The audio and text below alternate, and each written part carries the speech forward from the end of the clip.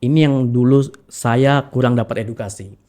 Saya pikir orang pakai narkoba itu ada obatnya bisa berhenti. Oh, oke. Ternyata sudah setelah saya pakai sampai sekarang saya menjalani pemulihan nggak ada obatnya.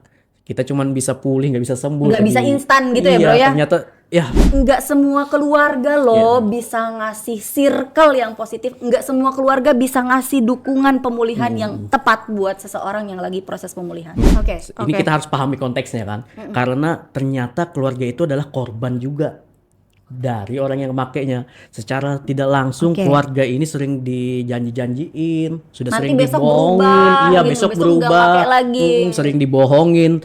Perlahan kan keluarga itu punya trauma. Bisa simpulkan gitu ya sis ya, berarti yang tadi bro sambil jelasin, yang pertama memang harus dari diri sendiri Dari ya, diri sendiri. maksudnya memang faktor-faktor yang lain itu mendukung, tapi memang secara garis besar itu yang paling besar memang dari diri Dari kita dalam sendiri ya. diri, iya. Ketika diri kita sendirinya itu yakin, Yakin. kita ingin menjaga pemulihan, maka lingkungan pun Akan akan mengikuti. itu yang mendekat gitu ya. Seru dan asik seputar rehabilitasi bersama Radio Bareta.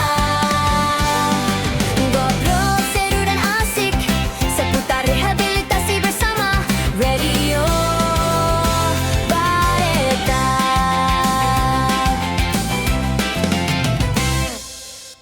Saya Uci dan rekan saya Fikria, akan menemani sahabat dalam obrolan santai, hangat, dan penuh insight. oke, sahabat Bareta, obrolan kita hari ini akan sangat menarik karena kita akan membahas bagaimana membangun circle dukungan positif. Jadi untuk sahabat Bareta yang ingin bertanya atau ingin sharing pengalaman, sahabat bisa dapat langsung menghubungi WhatsApp kami di nomor 087777165162 atau juga bisa melalui website Radio Bareta di www.radiobareta.com pada menu testimoni. Dan untuk sahabat Bareta yang sedang bergabung di live Instagram, boleh banget langsung tulis pertanyaan maupun pengalamannya di kolom komentar di IG Bareta @infobnn_rehab Tanah Merah. Nah, sekarang sahabat Bareta di studio sudah hadir bersama dengan kita narasumber yang tentunya punya pengalaman dan cerita inspiratif yang bisa kita dengerin sama-sama. Halo, Bro, boleh kenalan? Bro ini namanya siapa? Saat ini sibuk kerja di Kegiatan. mana? Dan mungkin lebih suka dipanggil apa? Oke, halo sahabat Bareta. Hai. Perkenalkan, nama saya Muhammad Sabil Al-Mutadin, biasa dipanggil dengan Sabil. Saat ini saya bekerja di ASN Pemerintah Kota Samarinda dan saya juga terlibat dalam pelayanan komunitas bantu pulih yang ada di Kota Samarinda. Wih, luar biasa. Temukan. Narasumber kita kali ini tentu kami berterima kasih ya Bro Sama-sama, Sabil, sis. betul? Siap. Ya, sudah meluangkan waktu di sela-sela kesibukannya menjadi abdi negara, sudah boleh di sini sharing pengalaman, edukasi ke teman-teman Bareta, khususnya teman-teman yang sekarang lagi dalam proses pemulihan. Oke, sahabat Bareta, sesuai dengan tema kita pada hari ini mengenai bagaimana sih kita tetap berada di circle dukungan positif gitu ya bro ya. Salah satunya kita akan membahas mengenai lingkungan atau positive circle. Lalu mengenai lingkungan maupun positive circle ini sebenarnya menjadi isu yang lagi relate gitu ya bro ya di kalangan anak remaja saat ini gitu ya. Karena kalau kita lihat belakangan ini nih salah satu fenomena yang terjadi di 2026, menurut data Polda Kaltim di bulan Januari sampai Februari ada sekitar 202 tersangka yang ditangkap kasus narkoba. Nah, dari 202 itu ternyata 2 itu termasuk pelajar dan 10 mahasiswa. Padahal yang kita ketahui pelajar maupun mahasiswa itu kan sebenarnya lingkungan yang sangat positif ya, betul. yang untuk generasi Dan selanjutnya dikondisikan gitu ya. memang sepositif itu Iya. gitu. Betul, Apalagi tapi kan ternyata termasuk generasi penerus terjadi nih fenomena Iya. kayak gini nih bro. Nah, kalau dilihat lagi ya bro, di data tersebut itu penyebabnya itu bukan cuman kayak sesederhana saraf pergaulan, itu Iya. kayaknya penyebutan yang terlalu simpel gitu ya. Dimana kalau kita telisik lagi ternyata penyebab-penyebab mahasiswa dan pelajar itu bisa kena narkoba itu justru karena feeling lonely gitu, kayak merasa sendiri, terus kemudian mungkin kurang didengar, nggak punya teman curhat, atau mungkin juga nggak diterima dan pada akhirnya mencari tempat yang lain yang dimana mereka bisa didengar. Benar gitu. banget. Padahal lingkungan yang positif, teman yang suportif gitu ya, orang-orang yang positif tuh sebenarnya menjadi salah satu cara ataupun jalan kita untuk tetap di jalan yang aman dan benar gitu lah sis ya betul kasarnya. sekali. On the track. Betul Iya, banget. Nah, betul itu banget bro. bahasa kerennya ya. Yes, ya.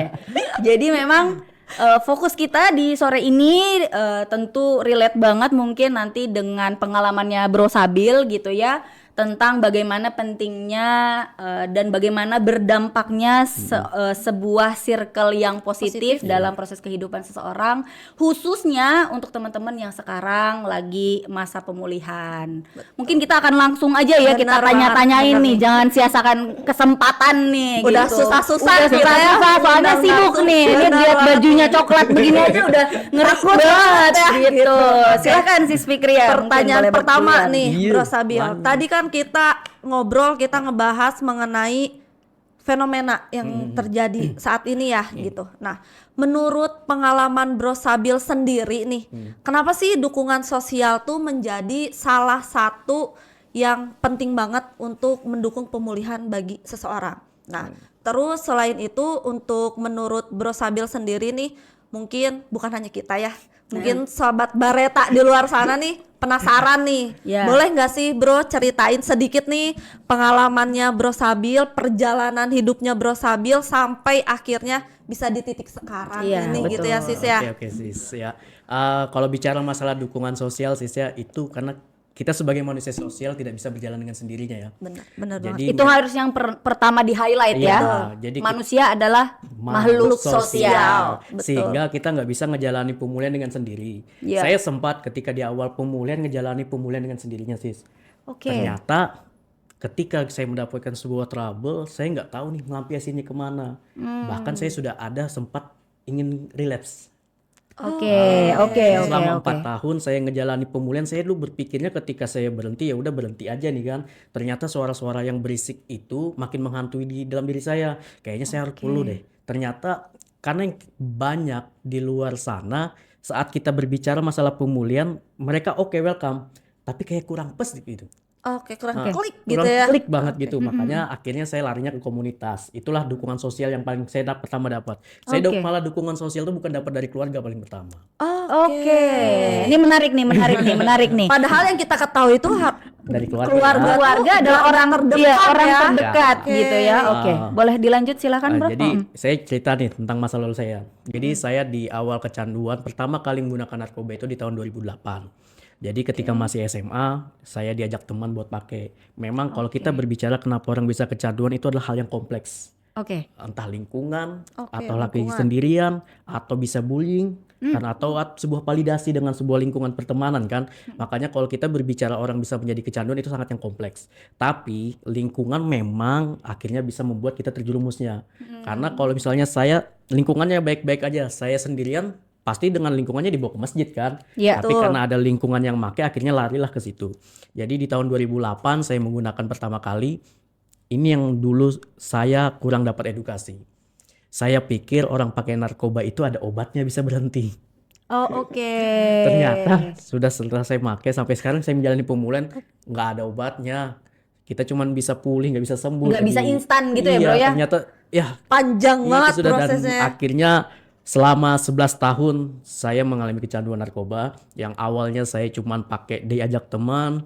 Tidak lama dari gaji saya pakai setengahnya sampai ujung-ujungnya moto hidupnya hidup untuk make untuk hidup. Saya kalau nggak make udah nggak bisa bangun. Itu sih sampai akhirnya saya ngakses layanan rehabilitasi dan saya bukan pertama kali rehabilitasi di Tanah Merah hebatnya. Saya rehabilitasi pertama ada di Rumah Sakit Jiwa Atma Husada. Oke. Itu Di yang tahun pertama. di 2015 dan saya berpikir dulu ketika selesai rehab itu orang bisa berhenti. Oke. Ternyata ketika keluar saya meyakinkan diri kayaknya saya perlu pasangan nih buat menikah.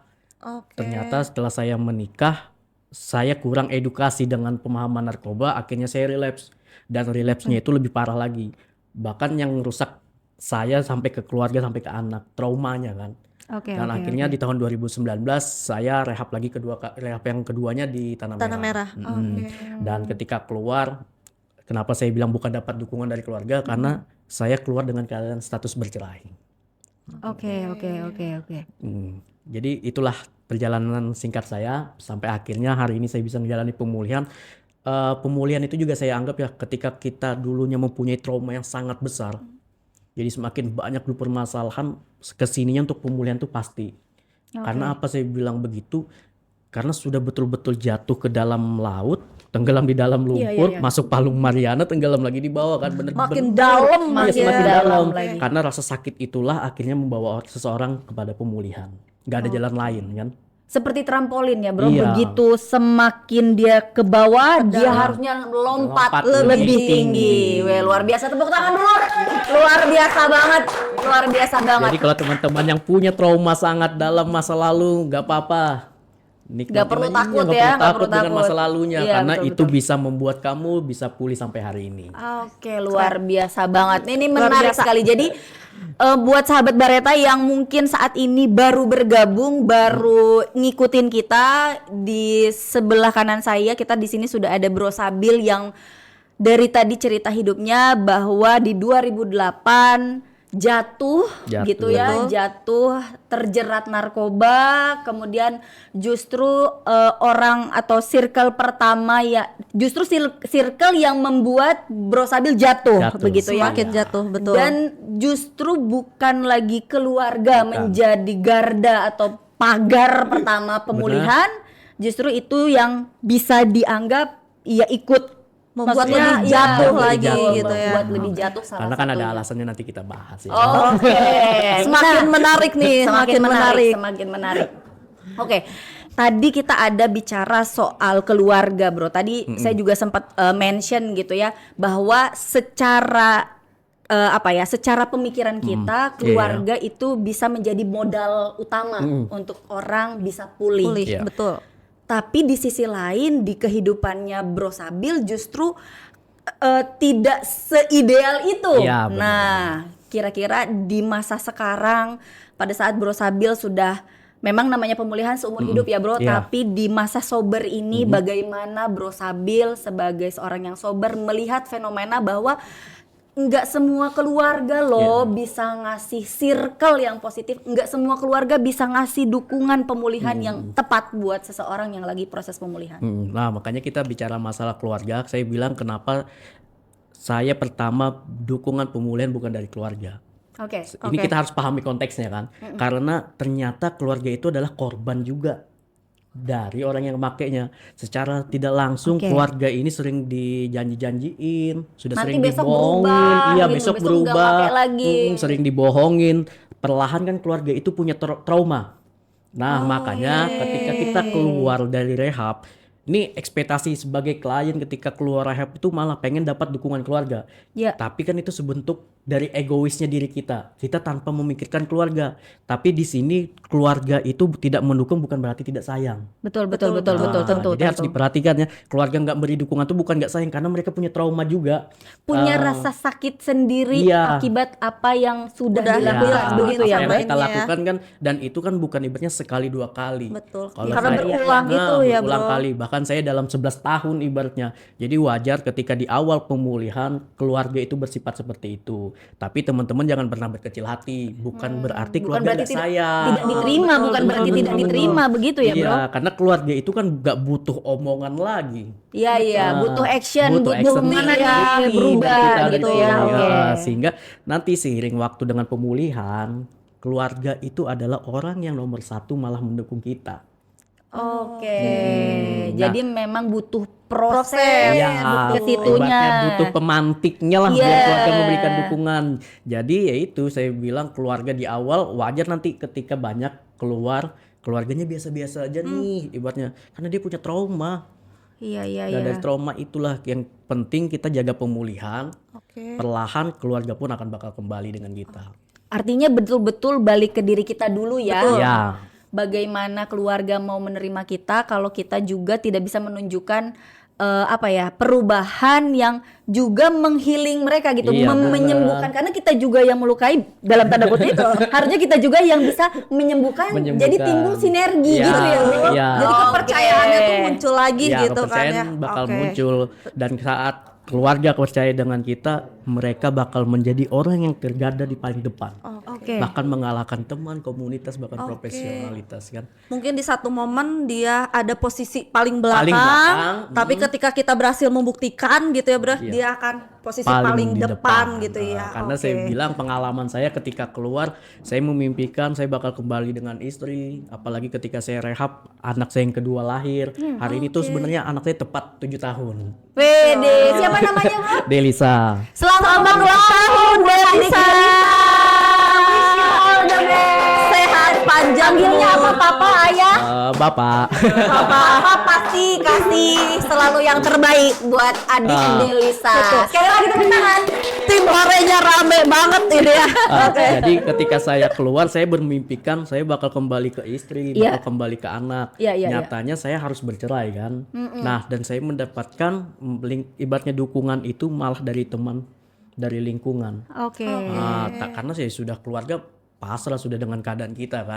Keluarga pengen butuh nih bukti, dan akhirnya di jalan pemulihan saya 4 tahun, saya bisa rujuk sama istri karena memang harus perlu Rujuk ya, rujuk sama istri luar biasa. Masya Allah. Masya Allah, luar biasa, luar biasa, luar biasa. ya kan. Buat Iya, dari iya. kesabaran Kesabaran dan dalam semangat ya. pemulihan. Oke, betul betul betul. Yang tadi kita garis bawahi ya. Tadi Bro Sabil cerita yang kita anggap bahwa keluarga garda terdepan, memang betul keluarga garda Iya, terdepan pada terdepan akhirnya pada gitu akhirnya. ya. Walaupun memang ketika keluar dari rehabilitasi yang kita harapkan keluarga itu menjadi garda terdepan karena kita pernah mengecewakan gitu ya bro ya, akhirnya kita harus membuktikan. Nah di situ kan berarti ketika bro keluar dari rehab itu tetap memerlukan dukungan yang positif nih untuk bro Sabil sendiri menjaga pemulihan gitu ya. Nah di sini kan case-nya ternyata keluarga nih belum bisa nih jadi belum keluarga bisa. terdepan karena pernah merasa kecewa itu ya. Iya. Berarti kan ada dukungan dari circle positif lain nih yang mendukung proses pemulihan. Nah, dari pengalaman bro sendiri nih, selain dari keluarga, siapa saja sih yang menjadi dukungan circle positif ini bro? Kalau dukungannya yang jelas paling pertama keluarga ya. Keluarga pasti. Yang kedua betul. tuh teman. Teman. Ketiga ada komunitas. Bahkan keempat tuh ada profesional. Oke. Nah, jadi saya sebelum mendapatkan dukungan dari keluarga, saya cuma fokus dengan teman. Tapi teman tanda kutip yang memang teman yang sehat ya. Oke. Karena kalau kita menganggap teman yang ada di dalam balai ini pikirannya sehat aja semua. Oke. Sebenarnya Ada terkondisikan ya. kondisikan. Iya, Dia betul, bisa betul, sehat betul. ketika di luar kan lingkungannya beda nih. iya, Jadi teman sehat itu memang benar-benar teman yang nggak make. Oke. Walaupun kalau dia make, ibaratnya punya clean time yang lebih sudah pernah bersih kan. Kalau cuman bersih di balai keluar kita jadikan teman yang sehat, wah bahaya. Masih Sulit berpotensi banget ya, begitu ya, potensi masih ya. ada potensi. Potensi buat relapse kan. Iya, iya, kita bukan menstigma terus mengkotak-kotakan dan Ya. memilih-milih, tapi ya memang itu harus penting gitu, penting juga ya, Bro ya. Jadi ngebedain teman yang sehat itu kalau menurut saya lebih simpelnya cari teman sehat tuh nggak usah ada yang dengan latar belakang pengguna narkoba deh, karena lebih enak. Nah, jadi saya tuh dulu fokusnya ketika saya keluar kan saya kembali bekerja. Saya cuma fokus dengan teman di kantor aja. Oke, fokus Ah, teman di kantor. Bagi saya tuh saya nggak apa-apa punya satu teman. Oke. Yang penting itu berkualitas. Ketika saya jelek atau ketika salah, dia berani menegur. Daripada saya punya banyak teman, Tapi menjerumuskan ya. nanti kamu kumpul selama ini seperti ini sama Iya, ini iya, seperti iya, ini. iya, iya. Lebih baik saya fokus untuk satu.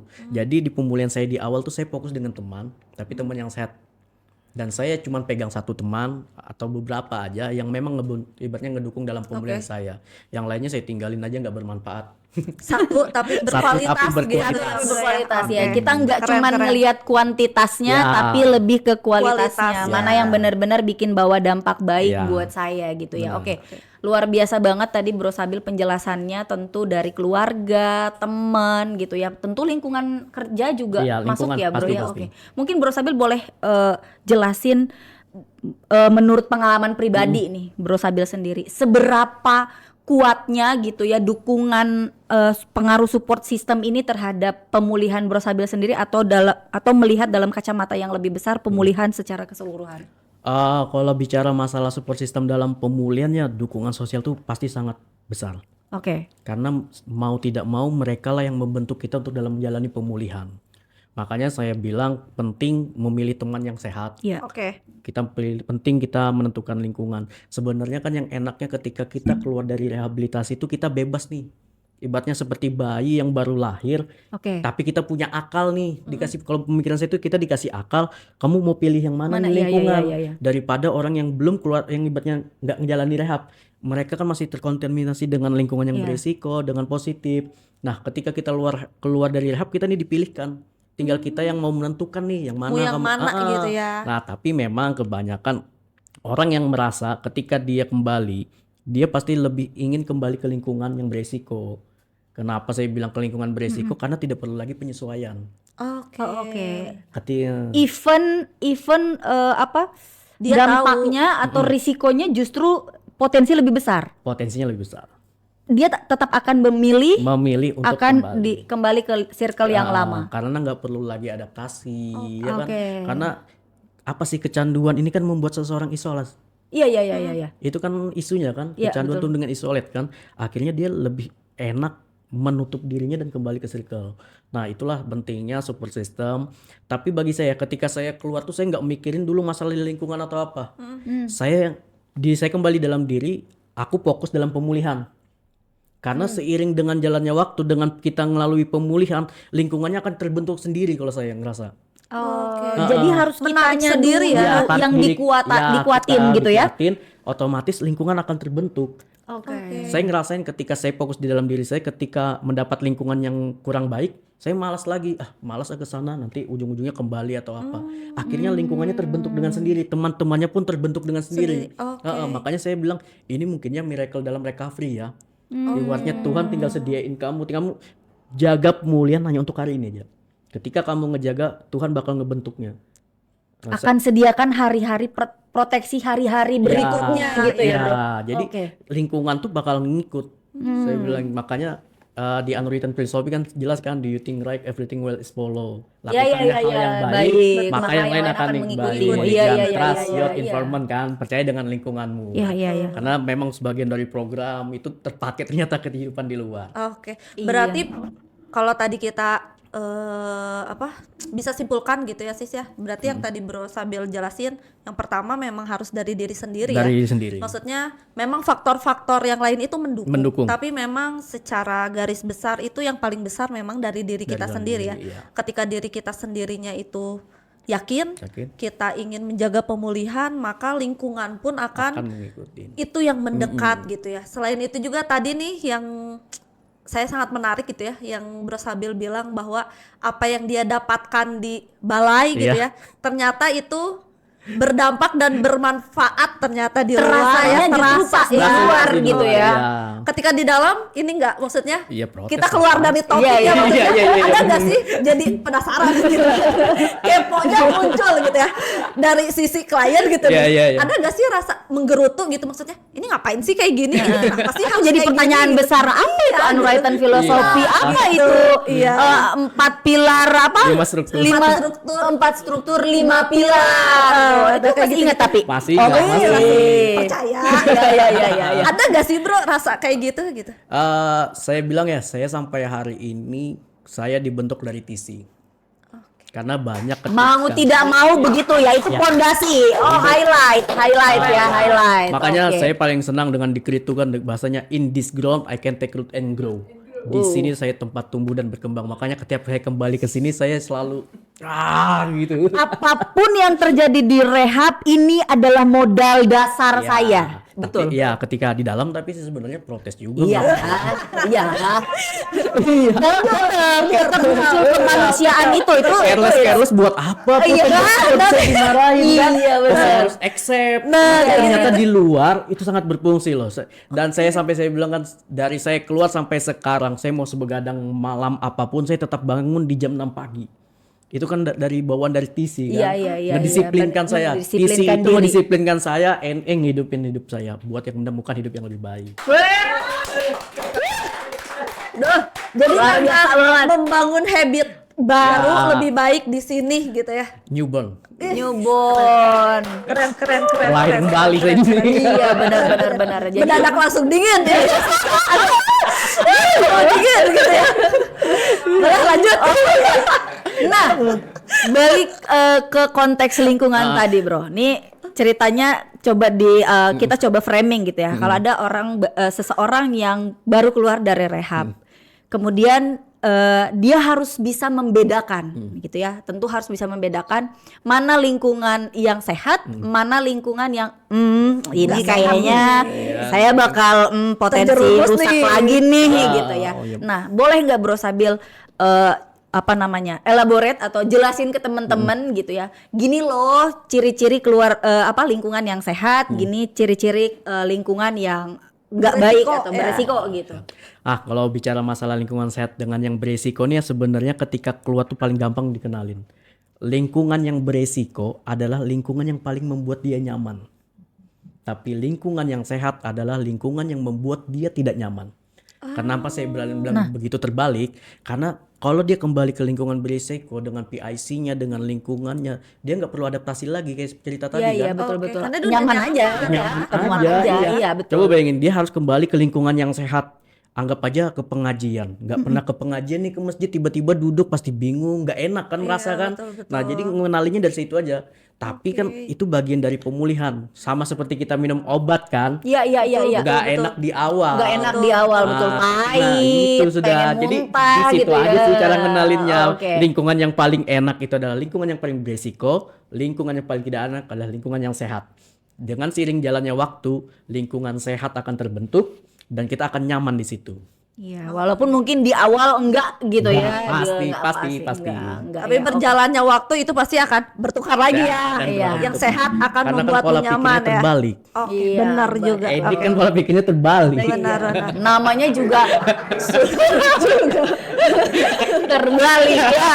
Balik ya. Oke, makin seru ya. Oke, tenang dulu, tenang. Ya, Rusuh di kita masih buka ruang diskusi yang nggak akan cuma, walaupun sebenarnya pengennya sih saya sama Fikri aja yang bertanya ya, tapi kan nggak mungkin begitu. Jadi buat sahabat Bareta dimanapun anda berada, yang mau bertanya, yang mau kasih sharing pengalaman, mau nanya-nanya sama narasumber, boleh langsung WA ke 087777165162, atau yang sekarang ini lagi gabung nih, mau bertanya, coba kita pantau dulu nih. Ada yang Dari bertanya Bro live Sabil IG. dari IG. Dari Rizky 91527. Yap. Adakah perkumpulan atau teman-teman semua lingkungan untuk membantu supaya sembuh dan enggak pakai lagi? Oh, oke. Oke, namanya Rizky, dari Mas Rizky. Nah, kalau kita jawab dari Mas Rizky ya, kalau buat sembuh kayaknya nggak ada deh Mas. Ya, betul. Tapi kalau pulih ada. Berarti itu yang digaris bawah ya. Oke.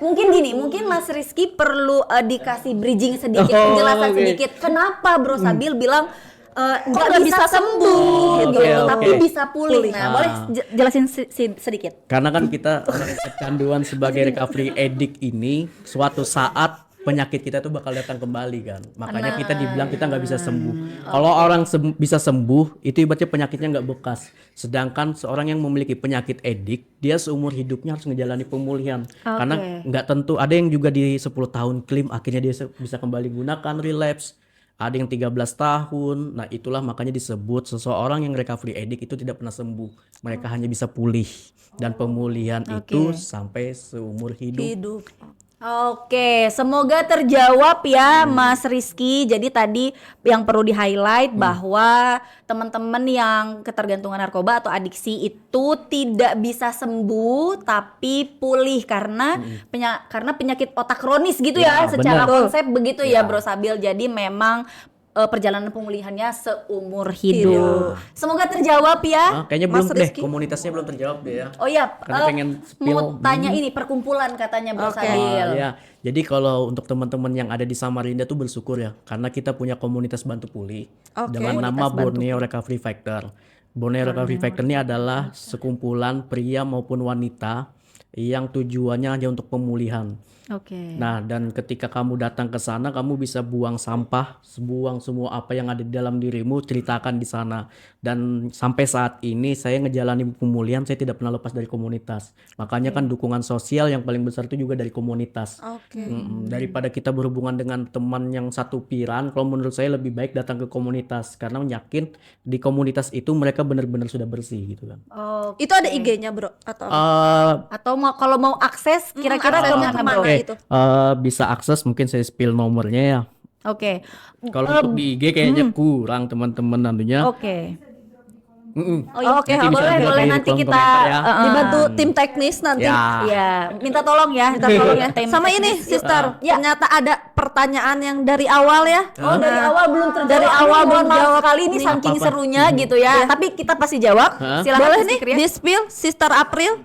Dari Tuan Mahabos, saya ingin bertanya Bro and Sis, bagaimana saya menyikapi baik itu istri atau orang tua maupun keluarga yang selalu looking for fumbles untuk saya mantan pecandu. Oke, silahkan. Looking for fun.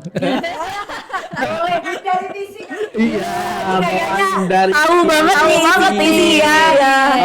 Mungkin boleh dikasih apa namanya penjelasan lah dulu gitu. Apa maksudnya Apaan gitu. tuh? Iya, apaan tuh? Gitu.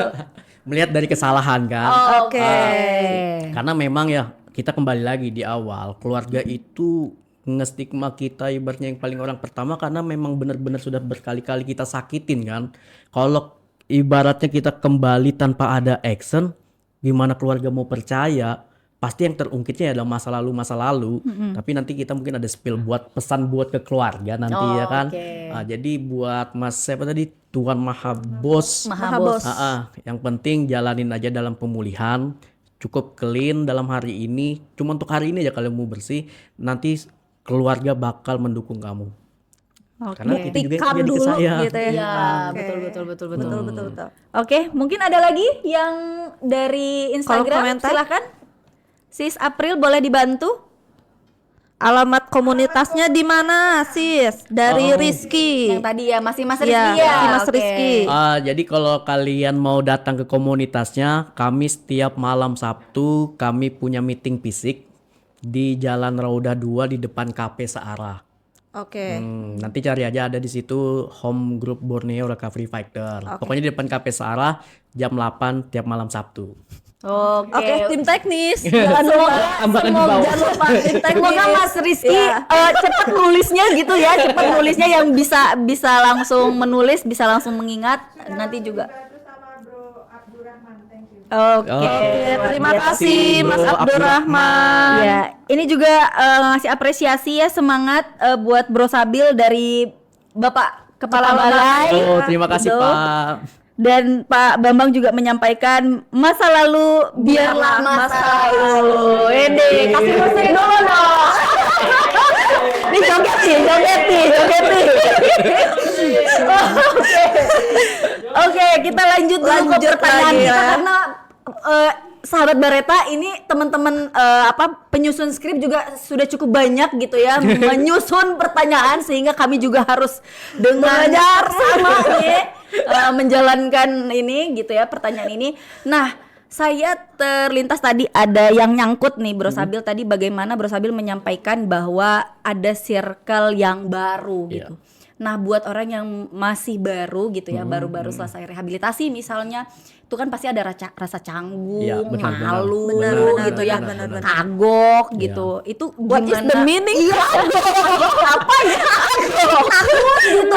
Aduh, nanti takutnya nggak diterima, Iya, canggung benar. gitu, Pasti, canggung. pasti. Iya. Nah, mungkin Bro Sabil boleh sharing waktu pertama kali ikut gitu ya, apa yang Bro Sabil lakukan untuk mengurangi rasa takut, canggung gitu dan takut nggak diterima itu. Yang paling pertama tuh pasti ya keberanian. Oke. Harus berani. Berani. Berani. Ya karena kembali lagi kan ke namanya kita masuk ke lingkungan yang sehat atau positif itu pasti membuat polemik di dalam diri kita kan. Bahkan kita mempertanyakan apakah yang kulakukan ini benar nggak sih? Iya betul. Nah sebenarnya itulah suara-suara penyakit kita. Karena memang orang yang recovery addict dia memiliki kecacatan karakter, sehingga yang berisik-berisik itu adalah memang bawaan kecacatan karakter kita. Jadi yang paling pertama itu kita harus berani melawan suara itu yang ada di kepala kita. Tapi ingat aja, namanya kita gabung ke komunitas, sama aja kok, dia juga pecandu. Makanya saya senangnya datang ke komunitas itu tanpa ada ngejudge. Bahkan ibaratnya ketika saya duduk, dia mau ngejudge gimana pun, sama kok, kamu nyabu kok, kamu juga dulu maling kok. Makanya saya senangnya di komunitas itu adalah itu ya. Bukan, jadi tidak ada yang membedakan mau kamu anak pejabat, kamu anak siapa kah. Di komunitas itu benar-benar ya kita sama-sama duduk sebagai pecandu yang menjalani pemulihan. Jadi buat teman-teman, ketika masuk ke lingkungan yang positif, ibaratnya atau yang sehat, lawanlah rasa yang berisik di dalam kepalamu dengan keberanian, dan yakinkan buat diri kita bahwa itulah lingkungan yang kita perlukan atau kita butuhkan. Iya, oke. Jadi bisa di-highlight yang pertama berani, yang kedua yakin bahwa kelompok ini atau komunitas ini akan bawa saya kepada yang benar gitu ya, kepada lingkungan yang sehat gitu ya. Oke, luar biasa banget. Kalau tadi Bro Sabil bilang berani nih awalnya gitu ya Bro. Kita sudah terjun ke lingkungan baru, awal mulanya kita berani sampai akhirnya kita berada di lingkungan itu gitu ya. Nah, kita kan pasti ketika baru terjun ke lingkungan yang baru sudah berani, terkadang masih ada rasa maju mundur gitu ya Bro. Iya. Ini saya benar nggak ya? Ini atau saya salah nih gitu kan. Nah, ketika kita mulai menyadari nih, oh ternyata lingkungan ini benar membawa kita ke circle yang positif gitu, sehat. Nah, bisa nggak sih Bro sharing nih tipsnya gimana sih caranya kita menjaga, maintain segitu untuk kita tetap di lingkungan circle positif itu Bro? Jadi biar kita terus dalam komunitasnya itu lebih Nggak bosen gitu. Yang pertama kan kita memiliki keberanian untuk datang di situ kan. Habis itu cobakan setiap kali berkomunikasi itu adalah jujur. Jujur jadi diri sendiri gitu ya. Kan di TC honesty nomor 1 kan. Iya, betul. Balik lagi ya. Kita belajar lah ketika itu. dunia luar, honesty itu ya dipakai juga dalam komunikasi kita sesama komunitas atau sesama teman. Kenapa kita harus bilang jujur? Karena agar kita menguliti diri kita nih bener-bener nih, nggak ada yang kita tutupin, sehingga teman pun tahu ibaratnya dengan keadaan kita. Dan orang pun ibaratnya kita tidak malu lagi ketika ada teman yang mau ngecandain, karena dari situlah intinya kejujurannya. Tapi kan banyak ya ibaratnya masa lalu pasti malu lah dia kan.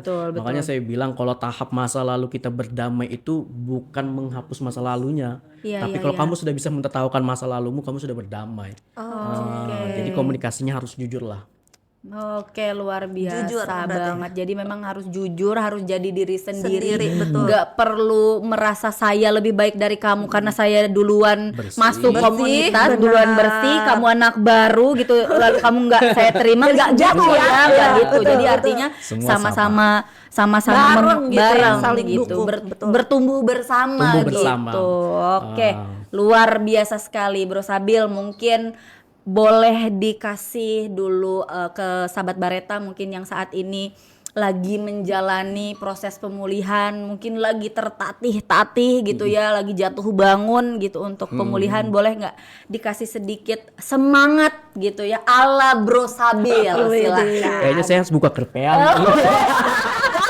Karena itu udah siapinnya lama ya.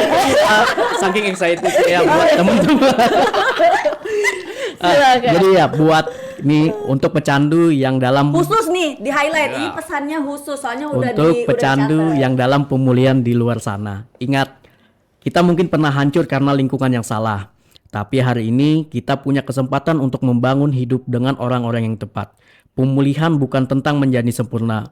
Pemulihan adalah tentang tetap bertahan, tetap terhubung, dan tetap berjalan bersama. Luar biasa, tepuk tangan dulu. Luar biasa.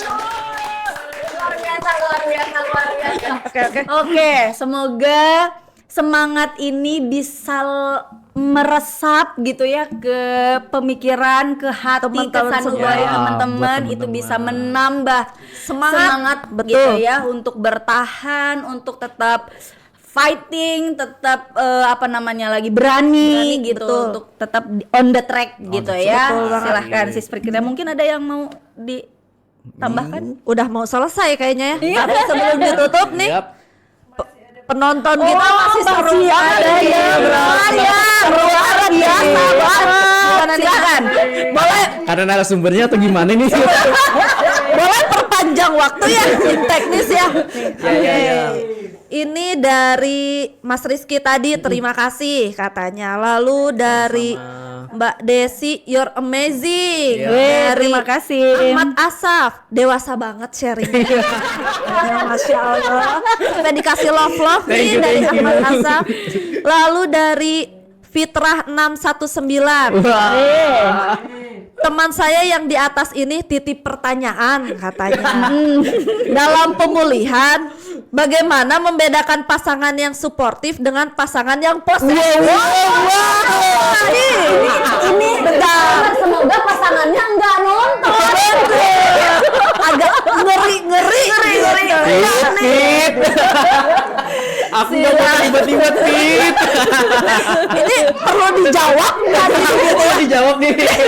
Waduh, kayaknya Harus ya, harus. jawab ya. Jawab nih. Boleh nih, silahkan Bro Sabil, silahkan Bro Sabil bisa dibantu nih. Terlalu berat Pit.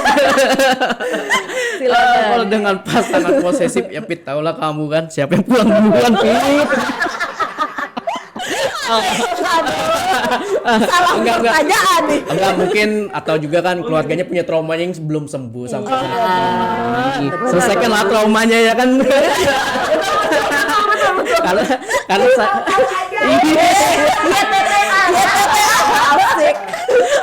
karena sampai saat ini saya jujur, karena mungkin saya nggak pernah dibatasin mau pulang, maksud ibaratnya tiap meeting tuh jam berapapun mau pulang ya nggak ditentuin sama istri lagi. Oke. Ibaratnya dia karena tahu saya tempatnya ke komunitas pemulihan, ya udah di situ saatnya saya nge-recharge dan dia punya trust, saya jaga trustnya sih. Jadi nggak terlalu positif. Nah kalau itu paham kan sudah trustnya. Intinya Kayak yang kena jam malam gimana bro? Misalnya klien habis pulang selama 3 bulan di rumah, dapat jam malam nih dari ibunya atau ayahnya di rumah, itu gimana bro? Itu posesif atau Atau support? support. nah, Ya karena ada berarti dulu dalam kecanduannya mungkin dia sering keluar malam, itu yang membuatnya akhirnya make kan. Makanya orang tua membatasin di situ. Tapi kalau orang tuanya sudah percaya nggak bakal lagi kan ibaratnya ngebatasin. Karena saya juga dulu ada di tahap itu juga. Ibaratnya mau keluar mau ditanya kemana. Nah tapi karena dia melihat perubahan dari kita, akhirnya nggak lagi arah ke posesif. Yang penting kita kasih tahu jujur kita kemana, apa yang kita lakuin, ya udah. Baru jadi menjadikan support kita mereka. Berarti artinya build trust ya, bangun dulu Trustnya nyapin, trustnya dulu trustnya dengan nyapin. keluarga gitu ya. Pas banget sama yang udah disiapin sama teman-teman nih. Kira-kira Bro Sabil langsung nih, boleh nggak punya pesan khusus Ini nih buat keluarga. untuk keluarga, untuk pasangan, untuk orang tua yang saat ini sedang mendampingi gitu ya, teman-teman yang lagi dalam proses pemulihan, silahkan. tadi kan untuk teman-teman kliennya ya, sekarang untuk keluarganya yang mendampingi nih. Buat keluarga dimanapun yang kalian mendampingi pemulihan ya, kalau boleh saya nyampein pesan nih untuk keluarga yang sedang mendampingi proses pemulihan orang terdekatnya, saya cuma ingin bilang terima kasih. Karena saya tahu itu bukan hal yang mudah. Mendampingi seseorang dalam pemulihan itu melelahkan secara hati dan pikiran. Kadang keluarga sudah berharap, lalu kecewa lagi. Iya. Sudah percaya, lalu terluka lagi. Jadi saya sangat memahami kalau ada keluarga yang akhirnya merasa takut untuk berharap terlalu tinggi. Tapi saya percaya juga kehadiran keluarga sekecil apapun bisa menjadi kekuatan besar untuk seseorang bertahan dalam pemulihan. Buat keluarga di luar sana, jangan fokus hanya melihat masa lalunya. Coba beri ruang untuk melihat proses perubahan yang sedang dia perjuangkan hari ini. Karena pemulihan bukan perubahan yang instan. Recovery is not instant. Tapi proses yang dijalani satu hari demi satu hari. Dan satu hal yang penting, mendukung bukan berarti selalu menuruti semua keinginan. Wih, luar biasa banget. Makasih. Semoga keren kan? Keren.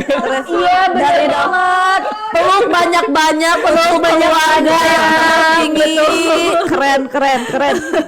Oke, semoga apa tadi yang disampaikan oleh Oleh Bro Bro Sabil boleh diresapi juga oleh para keluarga yang saat ini sedang juga berjuang gitu ya untuk mendampingi teman-teman saudara-saudara kita yang lagi dalam pemulihan begitu betul. ya.